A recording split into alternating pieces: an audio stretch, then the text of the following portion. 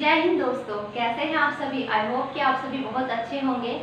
And this is काजल और आपका एक बार फिर से स्वागत है जज्बा क्लासेस में। तो जैसा कि आप सभी जानते हैं कि हम पढ़ रहे हैं संविधान, हम जान रहे हैं संविधान के बारे में कि हमारा भारतीय संविधान कैसे विश्व का सबसे बड़ा संविधान बना और लिखित संविधान भी बना।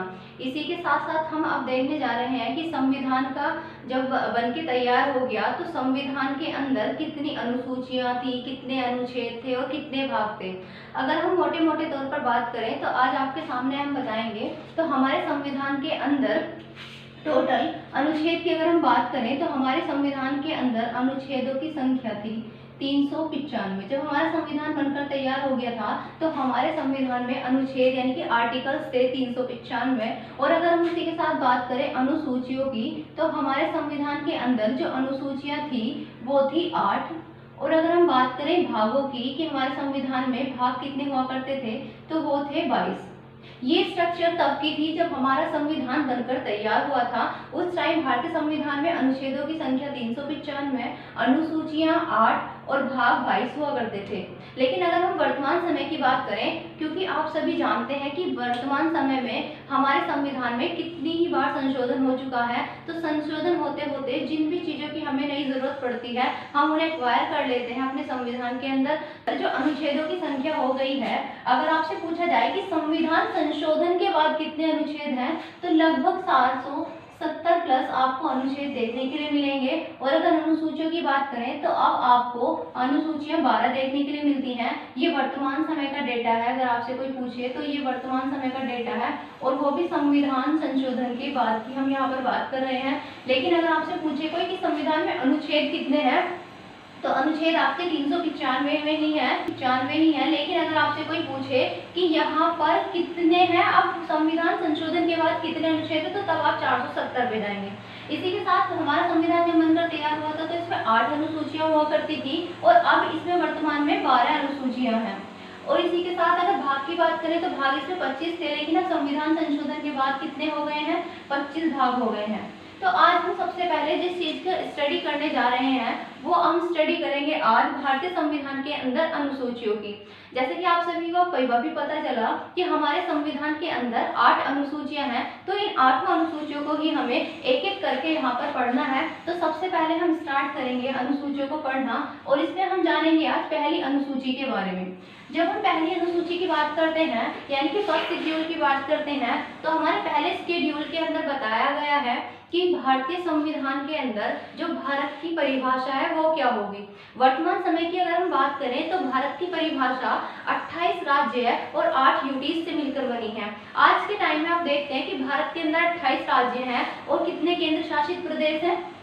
तो अगर हम बात करें अनुसूची 1, अनुसूची 1 की अगर हम बात करें तो जैसे कि आप सभी जानते हैं भारत के अंदर वर्तमान में 28 राज्य हैं और केंद्र शासित प्रदेश कितने हैं, 8। और इसी के साथ राष्ट्रीय राजधानी क्षेत्र घोषित किया गया था, ये भी आप सभी को पता होना चाहिए। और अगर हम वर्तमान समय की बात करें तो भारत के अंदर अनुसूची 1 के अंदर अगर हम बात करें तो अनुसूची 1 में जो दिया गया है वो आपको बताया गया है स्टेट के बारे में कि भारतीय संविधान में कितने स्टेट हैं भाई, तो 28 यानी कि 28 राज्य हैं और कितनी यूटीज हैं अगर हम बात करें तो यहाँ पर 8 यूटीज आपको देखने के लिए मिलती हैं।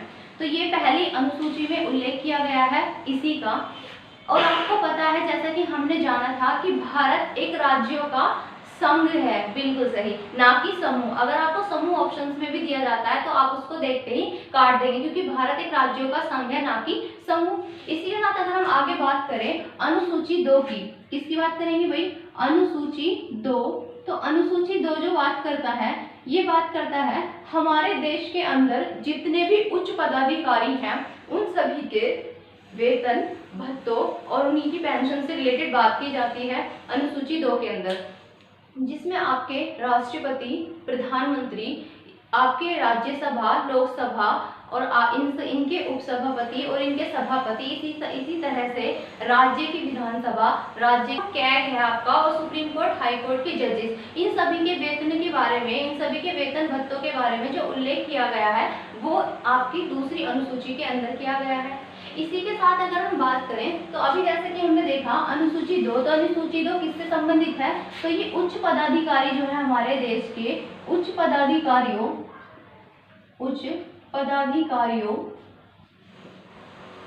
पदाधिकारियों के वेतन, भत्ते और पेंशन का जिक्र इसमें किया गया है। तो यहाँ पर हम जो आपको पढ़ा रहे हैं ये आपको एक शॉर्ट नोट्स मिलेंगे यहाँ पर, जिससे कि आप देखेंगे कि ये आप अगर आप बुक से पढ़ेंगे तो आपको काफ़ी डिटेल में चीज़ें मिलेंगी। यहाँ पर आपको डिटेल में समझाई जा रही हैं चीज़ें, लेकिन आपको यहाँ पर एक नोट्स के तरीके में नोट के तरीके से यहाँ पर दिया जा रहा है शॉर्ट में, तो आप यहाँ से इसको कवर कीजिएगा। आगे समझते हैं अनुसूची 3। अब किसकी बात करेंगे भाई, अनुसूची 3 यानी कि शेड्यूल थर्ड ये किसकी बात करता है, तो अनुसूची 3 में कहा गया है, यहाँ पर शपथ का उल्लेख किया गया है। हमारे संविधान के अंदर जितने भी सर्वोच्च पद दिए गए हैं उन सभी के जो शपथ का प्रावधान है वो अनुसूची 3 के अंदर किया गया है कि मंत्रियों को किस तरह से शपथ दिलाई जाएगी। इसी के साथ अगर हम बात करें अनुसूची 4 की, आपको दिया गया है राज्यसभा की सीटों का बंटवारा। किसकी बात की गई है, राज्यसभा की सीटों का बंटवारा। यहाँ पर अनुसूची 4 के अंदर राज्यसभा की सीटों का बंटवारा किया गया है और वो किसमें किया गया है, तो वो स्टेट और यूटीज के बीच किया गया है कि राज्यसभा की कितनी सीटें स्टेट के अंदर होंगी और कितनी सीटें यूटीज के अंदर होंगी। ये आपका अनुसूची 4 के अंदर दिया गया है। इसी के साथ अगर हम आगे बात करें अनुसूची 5, किसकी बात करेंगे भाई, अनुसूची 5 यानी कि शेड्यूल 5। अनुसूची 5 के अंदर एससी और एसटी यानी कि अनुसूचित जाति और अनुसूचित जनजाति से संबंधित उनके प्रशासन और उनके नियंत्रण से संबंधित कुछ प्रावधानों का इसके अंदर उल्लेख किया गया है। तो अनुसूची 5 आपकी संबंधित होगी किससे, एससी और एसटी से। किससे संबंधित है आपकी, एससी और एसटी के प्रशासन, एससी और एसटी के प्रशासन और नियंत्रण का उल्लेख किया गया है। अनुसूची नियंत्रण का उल्लेख किया गया है अनुसूची 5 के अंदर। इसी के साथ अगर हम नेक्स्ट बात करें अनुसूची 6 की यानी कि शेड्यूल 6 अनुसूची 6, इसके अंदर आपको दिए गए हैं 4 राज्य और इन 4 राज्यों की अगर हम बात करें तो ये 4 राज्य आपके लिए बहुत ही महत्वपूर्ण है क्योंकि गई है। ये 4 राज्य हमारे नॉर्थ ईस्ट से लिए गए हैं और ये जो नॉर्थ ईस्ट के राज्य हैं यहाँ पर इन राज्यों की जनजाति के बारे में बात की गई है, जिसमें हम देखेंगे कौन कौन से राज्य हैं यहाँ पर। तो ATM, आपको ये ट्रिक भी याद रखनी है, ATM में मनी नहीं है। क्या नहीं है ATM में भाई, मनी नहीं है। ATM में क्या नहीं है बच्चों, मनी नहीं है। तो ATM में मनी नहीं है का मतलब यहाँ पर क्या है, A4 हो गया आपका असम। क्या हो गया A4 आपका, असम। T4 हो गया आपका Tripura, T4 Tripura. M4 Mizoram, M4 Mizoram.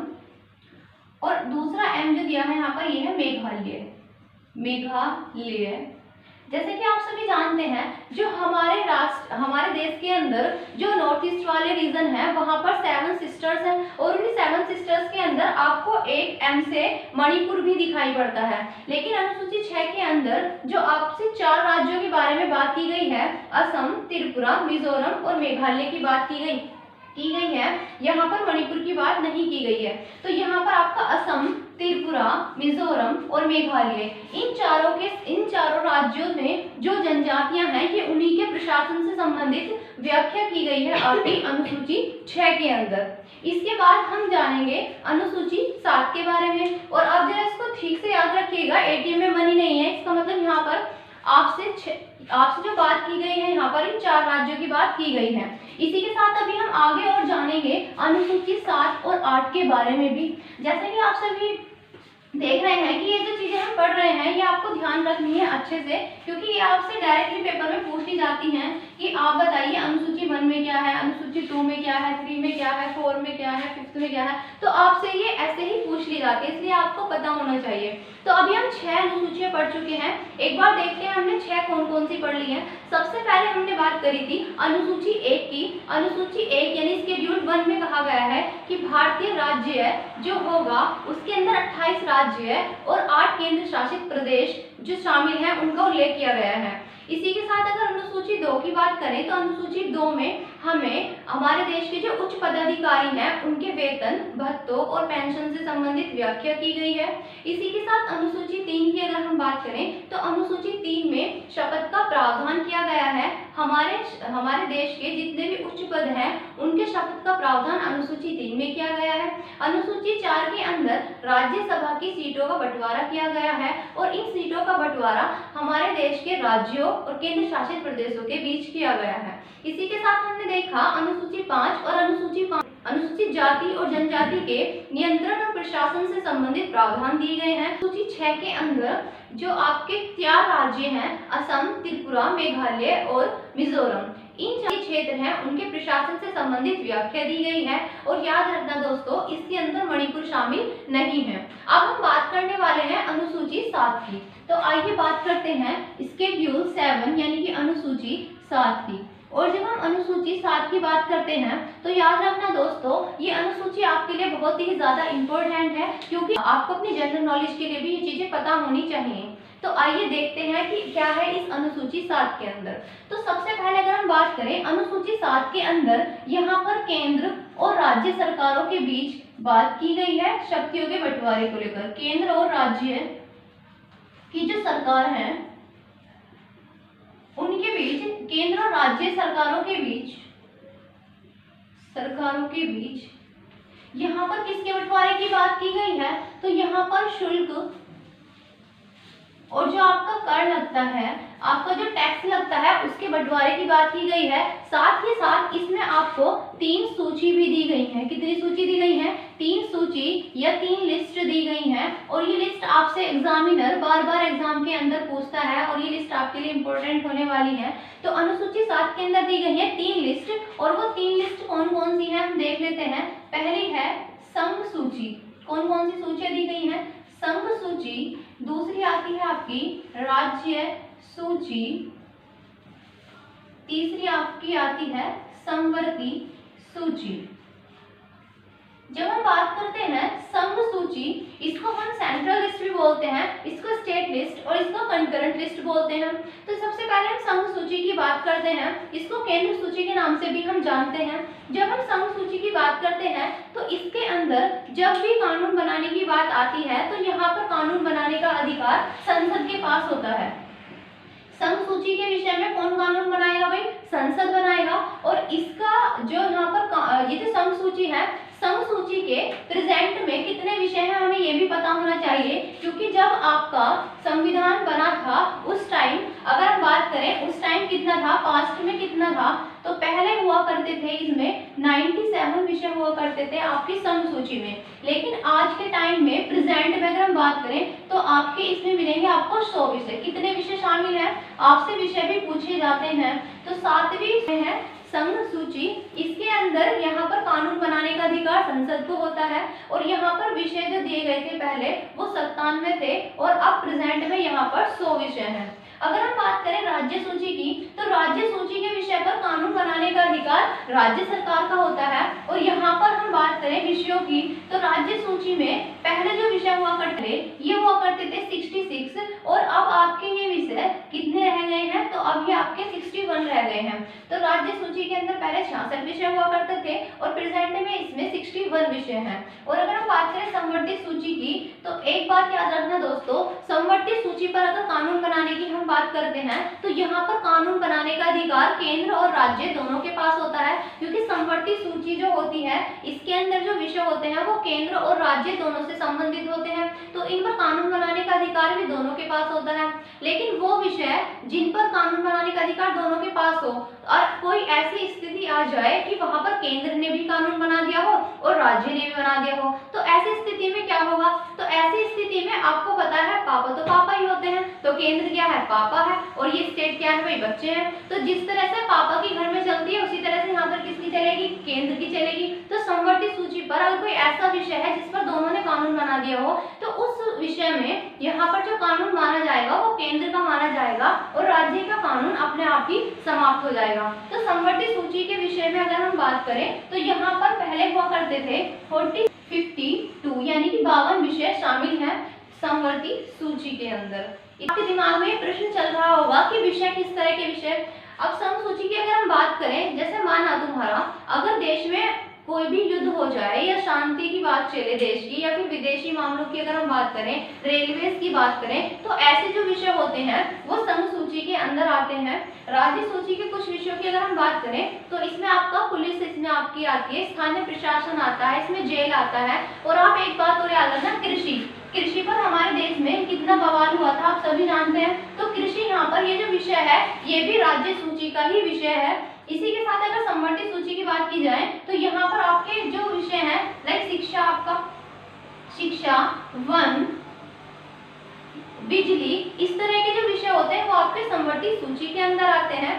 और एक बात और याद रखना दोस्तों, अभी आपको जैसा कि बताया था कि राज्य सूची के विषय पर कानून बनाने का अधिकार किसका होता है, राज्य का। लेकिन अगर किसी विषय के संबंध में केंद्र सरकार चाहे तो राज्य सूची के विषय पर भी कानून बना सकती है। लेकिन उसके लिए क्या कंडीशन होगी, उसके लिए कंडीशन ये है कि राज्य सूची का जो भी विषय है अगर वो राष्ट्रीय महत्व का विषय है तो तभी संसद इस पर कानून बना सकती है, अदरवाइज नहीं बना सकती। इतना यहाँ तक क्लियर है आप सभी को। चलिए आगे बात करते हैं आप अनुसूची 8 की। किसकी बात करेंगे भाई, अनुसूची 8। और अनुसूची 8 की जब हम बात करते हैं, अभी जरा इसको रफ कर देते हैं फिर हम पढ़ेंगे आगे।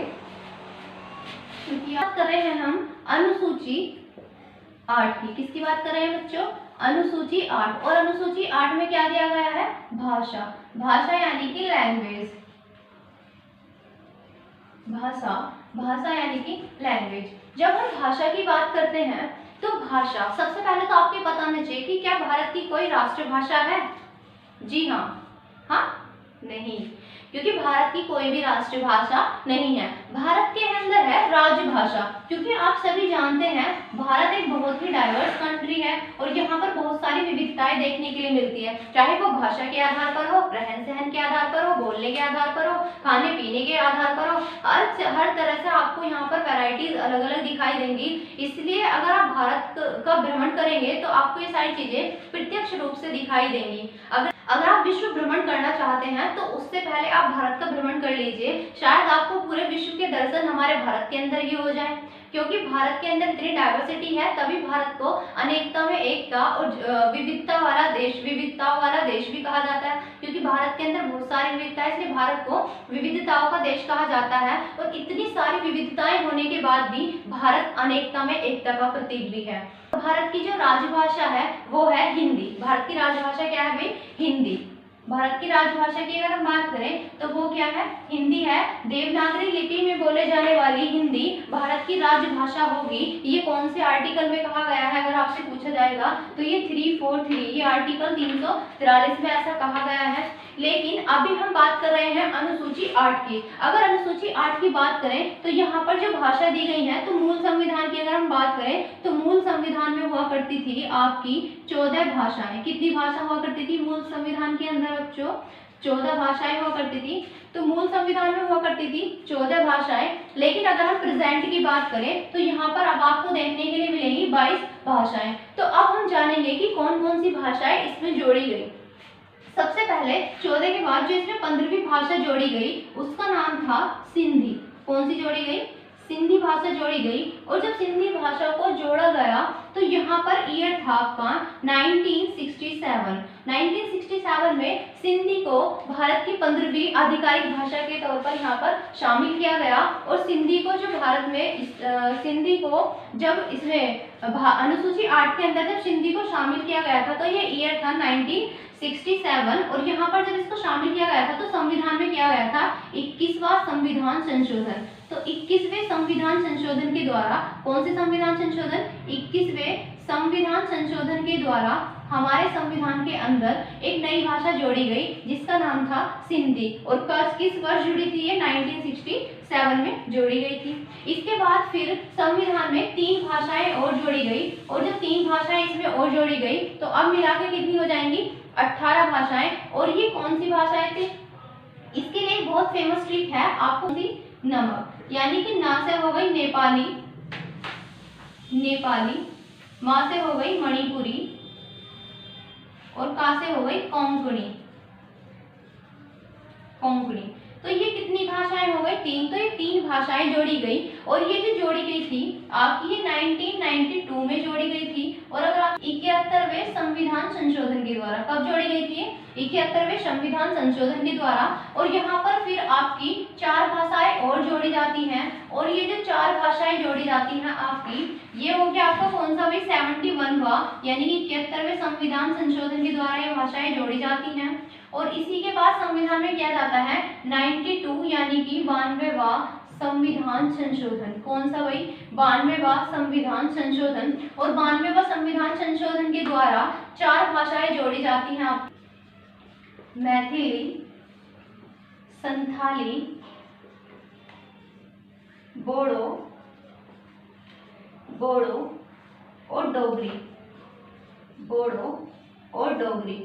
तो यह 3।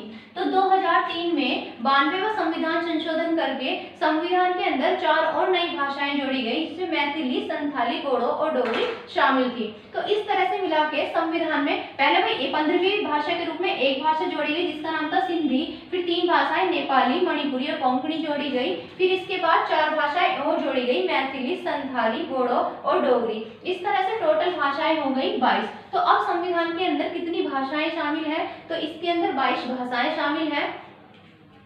तो दोस्तों, जैसा कि आपने देखा, हमने ये अनुसूचियां 8 तक अभी पढ़ ली है हमने। इसके बाद पार्ट 2 आएगा, और पार्ट 2 में जो संविधान संशोधन करके और अनुसूचियां जोड़ी गई हैं 9, 10, 11, 12, उन्हें हम नेक्स्ट वीडियोज में पढ़ेंगे। तब तक के लिए अपना ध्यान रखिएगा। फिर मिलते हैं नेक्स्ट वीडियो में।